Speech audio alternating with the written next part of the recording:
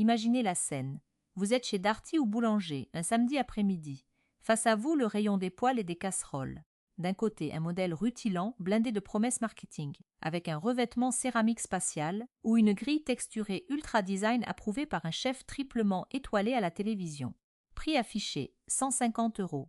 De l'autre, une poêle en acier ou un ustensile d'apparence beaucoup plus modeste, lourd, presque rustique, étiqueté à 20 ou 30 €. Vous hésitez. Vous vous demandez si payer 5 fois plus cher est le prix de votre tranquillité pour les 10 prochaines années, ou si vous êtes simplement en train de vous faire pigeonner en beauté. On est tous passés par là.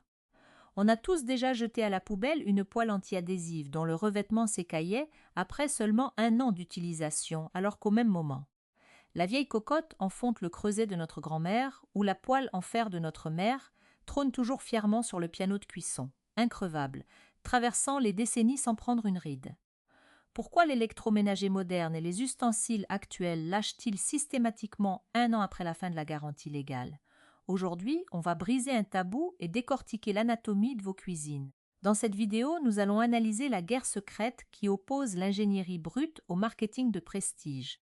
Nous allons passer au crible 7 produits dénichés dans les rayons de la grande distribution ou du hard discount, notamment chez des enseignes comme Aldi avec sa gamme Crofton ou Ambiano, qui font exactement le même boulot que des monstres sacrés coûtant jusqu'à 10 fois plus cher. Mais attention, tout n'est pas rose au pays des bonnes affaires. Nous allons aussi démasquer 3 pièges absolus, dont un qui a carrément fait l'objet d'un rappel sanitaire majeur après avoir envoyé des utilisateurs à l'hôpital. L'objectif ? Vous donner les clés pour comprendre comment fonctionne réellement l'économie des arts de la table.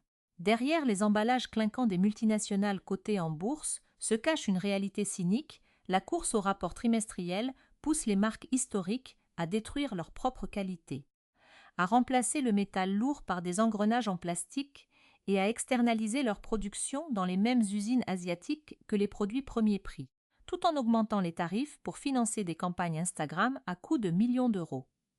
C'est ce qu'on appelle l'obsolescence programmée, ou plus précisément, la taxe sur le logo. Pour ne plus vous faire avoir, il faut réapprendre à lire un ustensile non pas à travers son prix ou son égérie publicitaire, mais à travers son poids, sa densité et ses matériaux.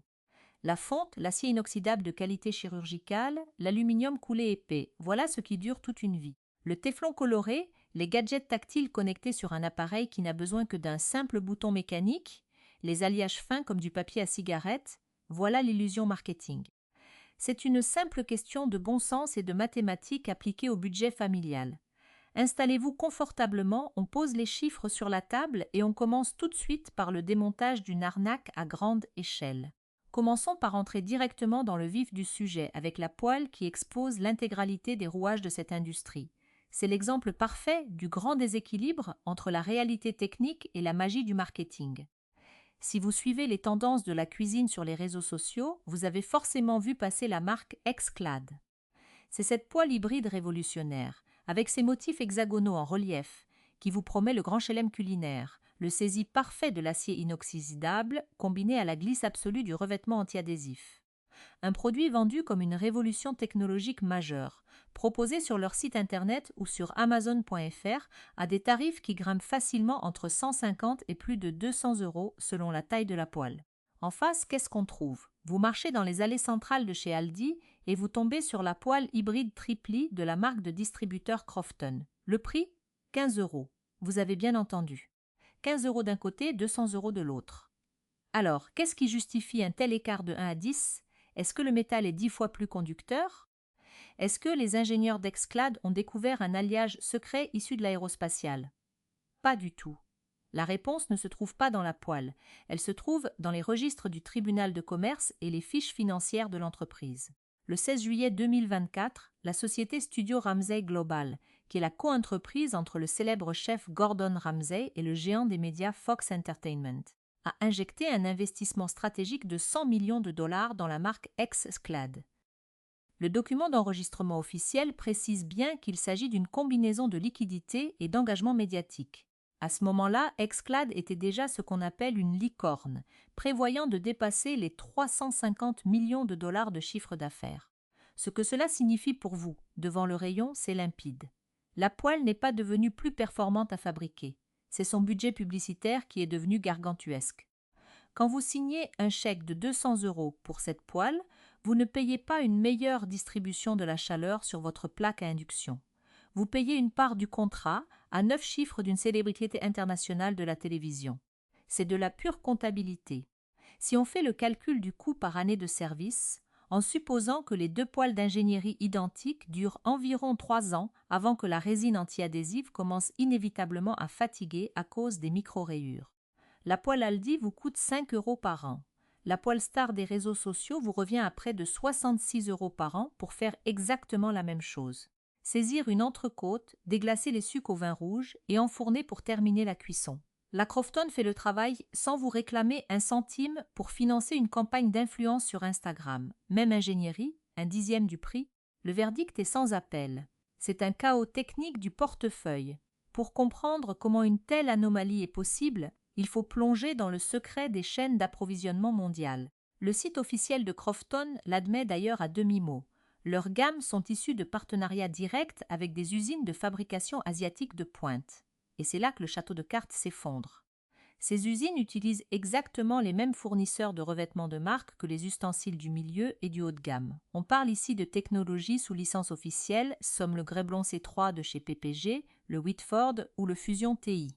Ce ne sont pas des contrefaçons chimiques bas de gamme préparées à la va-vite dans un garage, ce sont les formulations chimiques brevetées qui se retrouvent sur des poêles vendus 5 ou 10 fois plus cher dans les boutiques chics de l'Hexagone, comme Dubruy dans la cuisine ou dans les grands magasins parisiens, comme les Galeries Lafayette Maison. Prenons un autre exemple très concret de cette illusion d'optique industrielle, la spatule en silicone. Si vous achetez une spatule en silicone Crofton chez Aldi pour moins de 5 € et que vous allez ensuite chez une enseigne premium ou dans une boutique spécialisée de centre-ville pour acheter un modèle quasi identique griffé d'un logo tendance à 30 €, vous ne comparez pas deux outils différents.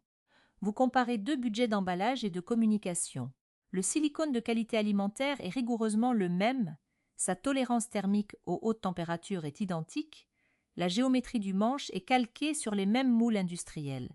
Faites le calcul de la ménagère. Un ensemble complet d'ustensiles en silicone chez le discounter avec la spatule, la louche et la cuillère écumoire vous coûte moins cher qu'un seul ustensile de marque dans le rayon d'une enseigne chic. La prime de marque ne sert qu'à payer l'emplacement de la boutique sur une avenue passante et le salaire du designer qui a dessiné le carton d'emballage. Rien d'autre.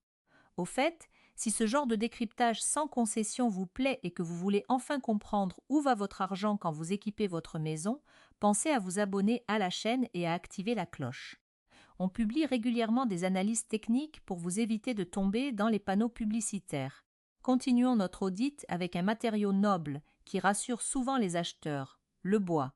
On se dit que sur du bois naturel, les marques ne peuvent pas tricher. Erreur.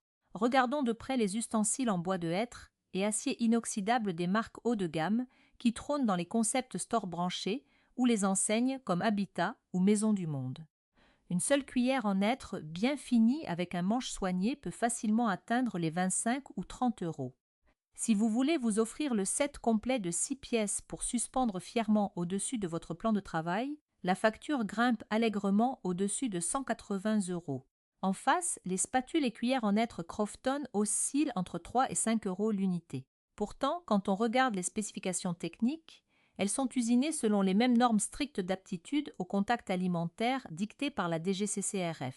Le bois provient des mêmes filières de bois de feuillus européens qui approvisionnent l'ensemble de l'industrie du meuble et des ustensiles.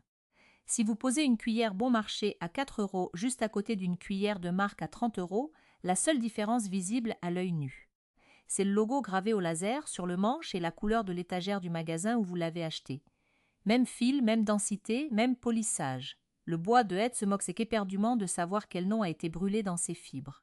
Aldi ne vend pas un bois de qualité inférieure, Aldi vend le même arbre, mais sans la marge exorbitante qui sert à payer les séances photos des catalogues sur papier glacé et les pas de porte des centres-villes. L'acheteur qui dépense 30 € pour une cuillère en bois ne s'offre pas un supplément de savoir-faire artisanal français, il paie le loyer commercial du magasin, descendons encore d'un cran dans le domaine des objets du quotidien ultra banal. Là où le marketing se frotte les mains parce que le consommateur ne fait plus attention. Parlons du pressail. Ce n'est pas un objet glamour. Personne ne fait de vidéos esthétiques avec sur TikTok. Personne ne les collectionne dans sa cuisine. Et c'est précisément pour ça que l'arnaque aux marges y est fascinante. Le pressail de la marque Oxo Good Grips est une véritable référence sur le marché français, ultra populaire sur Amazon.fr ou dans les rayons des hypermarchés Carrefour et Leclerc. Il est vendu entre 20 et 24 euros. Sa promesse ? Une ergonomie légendaire et une robustesse à toute épreuve. La version proposée par la marque propre d'Aldi utilise pourtant exactement la même géométrie d'action de levier, le même boîtier en zinc moulé sous pression et la même chambre perforée pour un prix 4 fois inférieur, aux alentours de 5 euros. Le point de pivot mécanique est identique, la force exercée par la poignée est la même. Là, il ne fait pas la différence entre un outil à 5 euros et un autre à 24 euros lorsqu'il est broyé. Si le hard discount est capable d'aligner un alliage de zinc identique à celui d'une marque établie pour une fraction du prix, qu'est-ce que vous payez réellement dans le prix premium d'Oxo ? Pas le métal, c'est le même. Pas l'ingénierie, les plans industriels sont similaires. Vous payez simplement 2 décennies de matraquage publicitaire vous expliquant qu'une poignée en caoutchouc souple justifiait de multiplier le prix par 4 pour un ustensile que vous utilisez en moyenne 30 secondes par jour, mais montons d'un ton et passons à l'électroménager, là où les sommes deviennent sérieuses. C'est ici que se cache le premier grand séisme financier de notre comparatif. Parlons des robots pâtissiers. Le robot pâtissier classique Ambiano est régulièrement proposé chez Aldi pour la modique somme de 49 euros et 99 centimes. Pour ce prix, la fiche technique affiche 420 watts de puissance, un bol en acier inoxydable de 5 litres, 8 vitesses adaptables, une fonction d'impulsion pulse, un mode turbo et une garantie constructeur de 3 ans. En face, sur le ring, se tient le monstre sacré de nos cuisines, l'icône absolue des listes de mariage, le KitchenAid Artisan à tête inclinable. Un appareil magnifique, certes, mais dont le tarif en magasin chez Boulanger ou au BHV oscille généralement entre 350 et plus de 450 euros selon les coloris. Regardons maintenant la fiche technique du KitchenAid avec des yeux d'ingénieur. 325 watts de puissance et un bol de 5 litres. Ce n'est pas une erreur de ma part. Le KitchenAid haut de gamme affiche une puissance électrique brute inférieure et une capacité de bol plus petite que l'appareil vendu 50 euros chez le discounter. Et c'est là que l'analyse devient piquante. Les tests indépendants menés par des laboratoires d'évaluation de produits soulignent tous que le modèle Ambiano inclut d'origine des accessoires que KitchenAid vous facture au prix fort en option, comme un couvercle anti-projection transparent doté d'une goulotte de remplissage ou des réglages de vitesse turbo dédiés. En clair, en dépensant 400 euros de plus, vous n'achetez pas plus de fonctionnalités, vous en achetez moins. Vous payez l'esthétique rétro-inchangée depuis des décennies et 40 ans de campagnes publicitaires ciblées pour la fête des mères. Soyons toutefois parfaitement honnêtes, car c'est la rigueur technique qui fait la valeur de cette enquête. Les réparateurs professionnels et les bancs d'essai rapportent que le bloc moteur du robot d'Aldi est nettement plus bruyant et montre une instabilité chronique sur le plan de travail lorsqu'il doit pétrir des pâtes lourdes et denses, comme la pâte à pain ou la pâte à brioche. Le KitchenAid conserve une supériorité incontestable sur la longévité de son moteur à transmission directe pour les boulangers passionnés qui font lever des miches de pain de campagne 3 fois par semaine. Si c'est votre cas, si vous cuisinez lourd au quotidien pour les 20 prochaines années, achetez le KitchenAid chez Darty, considérez cela comme un investissement patrimonial et ne regardez jamais en arrière. Son coût par année de service sur 20 ans sera de 20 euros par an. Mais si votre usage se limite à monter des blancs en neige pour une mousse au chocolat, mélangez une pâte à crêpes ou préparez l'appareil d'un gâteau au yaourt le dimanche avec les enfants. Le robot Ambiano fait rigoureusement le même travail pour un 1/8 du prix de départ. Sur une durée de vie moyenne de 3 ans d'utilisation modérée sous garantie, il vous revient à 16 euros par an. Le calcul est vite fait pour les cuisiniers occasionnels. La démonstration se répète dans une catégorie que la marque Ninja pense posséder de manière exclusive depuis quelques années. La friteuse sans huile, le fameux air fryer. Le modèle Ambiano Dual Zone à double compartiment débarque régulièrement en rayon pour environ 79 euros. Face à lui, le Ninja Foodi Dual Zone, véritable star des téléachats et de Cdiscount, s'affiche fièrement à 279 euros. On parle d'un prix 3 fois inférieur pour le modèle du discounter. Pourtant, du côté des volumes et de la mécanique, les deux machines sont de parfaites jumelles. Elles proposent toutes les deux tiroirs de 4 litres, soit 8 litres de capacité totale, poussés par une puissance thermique équivalente. Lorsque vous passez ces deux appareils au banc d'essai, avec un thermomètre à sonde thermique pour vérifier la cuisson à cœur d'un poulet, ou le croustillant des frites, l'écart de performance culinaire est tout simplement indétectable. L'écart ne vaut pas 200 €. Alors, qu'est-ce que vous achetez concrètement en payant le prix fort chez Ninja? Des plastiques extérieurs légèrement mieux ajustés, un écran digital aux animations plus fluides et des boutons tactiles qui répondent de manière un peu plus feutrée sous le doigt. En somme, vous payez le momentum d'une marque qui s'est imposée à coups de millions de dollars de spots publicitaires et de domination des algorithmes d'Amazon.fr. Le plastique de l'appareil à 80 € fait un peu plus cheap, son logiciel interne est plus rudimentaire, ses boutons cliquent de manière plus brute. Mais laisser 2 billets de 100 € sur la table juste pour la sensation tactile d'un bouton de commande, c'est une hérésie économique totale pour n'importe quel ménage français. La conclusion commencée avec les poêles se confirme de manière éclatante, le prix exorbitant du petit électroménager branché ne finance pas les performances de cuisson. Il finance l'emballage esthétique et la machine de guerre du marketing. Laissons le suspense de côté et venons-en au coup le plus magistral de cette analyse. L'évaluation qui va faire grincer des dents dans les états-majors des grandes marques de l'Est de la France et de la Bourgogne. Parlons de la pièce maîtresse d'une cuisine française, la cocotte en fonte émaillée. C'est l'outil indispensable pour nos plats mijotés du dimanche, la blanquette de veau, le bœuf bourguignon ou le pot-au-feu. Dans les bacs d'Aldi, la cocotte en fonte émaillée Crofton de 7 litres est vendue pour la somme dérisoire de 39,99 €. En face, l'équivalent exact de 7 litres chez le roi incontesté de la discipline, le Creuset, fabriqué dans l'Aisne, s'affiche au tarif stratosphérique de 480 €. Sa rivale alsacienne, la cocotte Stob du groupe Zwilling, s'établit quant à elle autour de 395 €. Nous faisons face à un gouffre financier de plus de 400 € pour un objet dont la définition technique reste d'une simplicité biblique, un bloc de fonte brute moulée, recouvert d'une couche d'émail protecteur, capable de passer au four jusqu'à 260 degrés pour faire mijoter des viandes à basse température pendant des heures. Une experte culinaire indépendante a mené un test au long cours absolument implacable. Elle a utilisé la cocotte Crofton bon marché de chez Aldi de manière hebdomadaire pendant 5 ans. En parallèle, elle l'a testée côte à côte, sur la même table de cuisson, face à une Stob et une cocotte haut de gamme, en y préparant strictement les mêmes recettes, les mêmes daubes provençales, les mêmes mijotés de paleron de bœuf, les mêmes cuissons lentes de 4 heures. Son verdict technique, consigné dans des rapports d'essais professionnels, est d'une clarté limpide. Sur le strict plan des capacités de cuisson, il est absolument impossible de faire la différence entre les plats. La texture de la viande est identique, la rétention de la chaleur par la fonte épaisse se comporte de la même manière et les sucs de cuisson n'attachent pas plus vite dans la cocotte à 40 € que dans celle à 400 €. C'est la donnée centrale de notre étude. Le ragoût qui mijote dans votre cuisine se fiche complètement de savoir quel logo a été coulé dans la fonte sous sa base. Mais, pour être tout à fait honnête et transparent, il y a un revers à la médaille qu'il faut préciser avant de courir l'acheter. Après 5 années de service intensif, l'émail intérieur de la cocotte Discount a commencé à montrer des signes de fatigue, des micro-éclats et des colorations sombres dues aux attaques acides des tomates et du vin. Là où la Stob ou la vieille Le Creuset, héritée de sa mère, reste absolument immaculée, prête à endurer un quart de siècle supplémentaire. Le Creuset et Stob gagnent haut la main le match de la longévité esthétique et proposent une garantie à vie.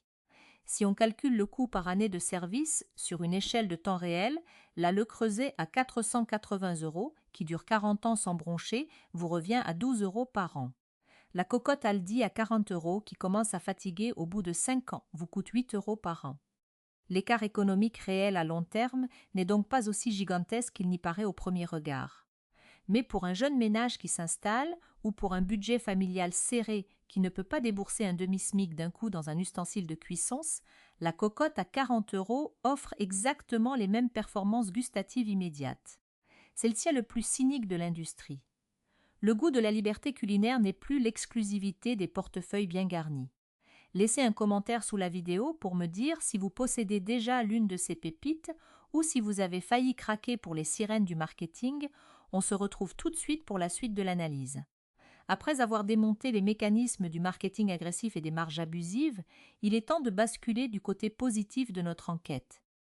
Loin des paillettes des réseaux sociaux et des promesses en l'air des multinationales, il existe des ustensiles et des appareils qui valent réellement chaque euro investi. Des objets construits pour durer des décennies, basés sur une ingénierie simple, une réparabilité totale et une absence totale de fioritures publicitaires. Ici, pas d'enthousiasme surjoué ou de slogan commercial, mais une analyse factuelle et sensorielle de ce qui fait la force de ces perles cachées. Du produit le plus accessible de la grande distribution jusqu'à l'excellence de nos manufactures patrimoniales. Commençons notre classement par la surprise la plus accessible du marché français. Celle qui se cache directement dans les rayons de l'ameublement de masse, la gamme de casseroles et poêles en acier inoxydable IKEA 365 de chez IKEA France. Vendue à des prix défiant toute concurrence, souvent autour de 20 à 25 euros la casserole, cette gamme est le parfait exemple de la construction brute qui fait de l'ombre au set complet vendu en 4 fois sans frais sur Cdiscount. Pourquoi cette gamme mérite-t-elle sa place? Parce qu'elle repose sur une formule technique irréprochable. Un fond épais triple couche, de l'acier inoxydable de qualité supérieure et un assemblage entièrement riveté plutôt que soudé. À l'usage réel, la sensation en main est immédiatement rassurante. On ressent un vrai poids, loin des casseroles en aluminium fin qui se déforment à la première surchauffe sur une plaque de cuisson vitrocéramique. La chaleur se répartit de manière parfaitement uniforme, idéale pour réussir une sauce béchamel ou un coulis de tomates sans que le fond n'attache au centre. Après 5 ans d'aller-retour quotidien entre la plaque de cuisson et le lave-vaisselle, l'acier ne bouge pas, ne se décolore pas et ne montre aucun signe de fatigue. Si on calcule son coût par année de service sur une durée de vie minimale de 10 ans, cet ustensile vous revient à 2 euros par an. C'est l'achat rationnel par excellence pour les étudiants, les jeunes couples ou les cuisines familiales à budget modéré. Son seul point faible?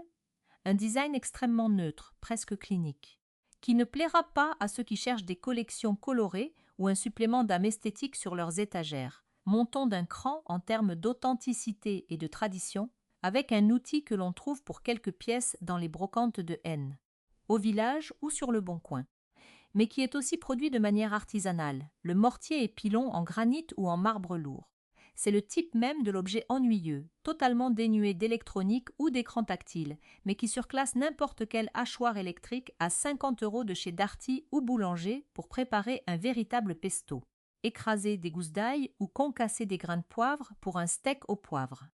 Les modèles haut de gamme en marbre ou en granit massif se trouvent facilement autour de 30 à 40 euros chez des spécialistes comme Dubruy dans la cuisine ou sur AliExpress pour les importations directes de blocs de pierre brute.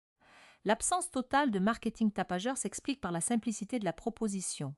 C'est un bloc de roche taillé dans la masse. À l'usage, l'expérience est purement physique. Le poids du mortier, qui dépasse souvent les 3 ou 4 kilos, assure une stabilité absolue sur le plan de travail. La rugosité naturelle de la pierre non polie à l'intérieur de la cuve permet d'éclater les fibres des herbes aromatiques et de libérer les huiles essentielles sans jamais chauffer les aliments, contrairement aux lames en acier d'un robot électrique qui détruisent les saveurs par friction thermique. C'est un objet qui ne tombera jamais en panne, qui ne connaîtra jamais de problème de carte électronique ou de moteur qui surchauffe sur une pâte épaisse. Sa durée de vie est littéralement infinie.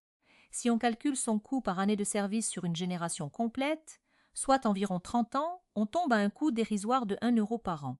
Le point faible est évident mais indispensable à sa fonction, son poids colossal qui rend son rangement dans les placards hauts des petites cuisines parisiennes assez fastidieux, et la nécessité d'un entretien simple à l'eau claire sans produit vaisselle pour ne pas imprégner la pierre poreuse. Arrivons maintenant aux géants de la métallurgie française. Des entreprises familiales qui font la fierté de notre patrimoine culinaire et qui incarnent la longévité absolue. Parlons d'abord de la maison de Billet installée dans le Val d'Ajol au cœur des Vosges depuis 1830. Leur gamme emblématique, c'est la poêle en fer de la collection Minéral B, vendue entre 40 et 60 euros selon le diamètre chez Boulanger ou dans les quincailleries traditionnelles. Nous sommes ici face à de l'ingénierie pure, de l'acier blanc épais, sans aucun revêtement chimique, protégé uniquement par de la cire d'abeille naturelle à la sortie de l'usine. Lorsque vous prenez cette poêle en main, vous comprenez immédiatement le concept de robustesse. C'est l'outil des professionnels. À l'usage, elle demande un protocole précis, le culottage initial. Plus vous cuisinez avec, plus la poêle devient noire et plus ses propriétés anti-adhésives naturelles se développent grâce à la carbonisation des graisses dans les pores du métal. C'est la poêle ultime pour faire sauter des pommes de terre sarladaises, griller une côte de bœuf ou réussir des crêpes parfaites. Après 10 ans d'utilisation, là où 3 poêles en téflon successives auront fini à la déchetterie, la de Bayer est encore meilleure qu'au premier jour. Le coût par année de service sur une projection prudente de 25 ans est de 2 € par an. La confirmation technique vient des chefs de cuisine. C'est le seul matériau qui supporte les très hautes températures sans jamais dégager de vapeur toxique et sans se déformer, même sur un brûleur à gaz de forte puissance. Son point faible majeur est son exigence d'entretien. Interdite de lave-vaisselle, interdite de trempage, elle doit être essuyée et huilée après chaque lavage, sous peine de voir apparaître des traces de rouille. C'est un contrat de confiance entre l'objet et le cuisinier. Enfin, terminons par le sommet absolu de la pyramide culinaire française, la marque Christelle, originaire de Fesches-le-Châtel dans le Doubs. C'est le fleuron de l'acier inoxydable haut de gamme, célèbre pour son concept d'ustensiles à poignées amovibles comme la collection Casteline ou Mutine. Un seul fait technique résume la rigueur de cette maison, leur acier inoxydable est un alliage 18-10 de qualité médicale, associé à des fonds diffuseurs d'une épaisseur exceptionnelle qui accumulent et restituent la chaleur de manière millimétrée, ce qui permet de cuisiner à feu doux en économisant l'énergie sur vos plaques à induction. Le prix est certes premium, comptez entre 150 et 200 € pour une seule sauteuse ou une grande casserole dans les grands magasins comme le Bon Marché ou les Galeries Lafayette Maison. Mais regardons l'analyse financière sous le prisme de la durabilité. Christelle garantit ses produits à vie contre tous les vices de fabrication. Plus encore, la marque propose un service unique de rechappage pour ses modèles anti-adhésifs.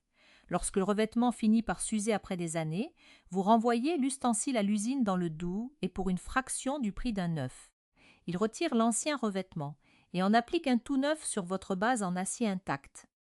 La sensation à l'usage est unique, l'équilibre parfait de l'objet, la compacité absolue dans les tiroirs des cuisines modernes grâce aux poignées amovibles et la brillance miroir de l'acier qui ne ternit jamais. Le coût par année de service, calculé sur 40 ans d'utilisation quotidienne en famille, s'établit à moins de 4 € par an. C'est la recommandation idéale pour le maître de maison qui souhaite faire un achat définitif, libérer de l'espace dans ses placards et soutenir une industrie locale d'excellence. Le point faible ?